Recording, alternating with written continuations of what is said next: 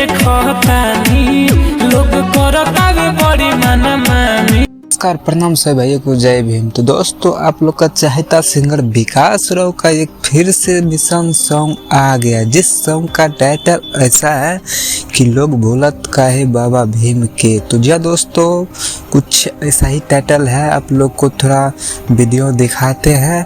बाटे हमनी के दिन के लोग भूलत काहे बाबा भीम के हो, लोग भूलत काहे बाबा भीम के।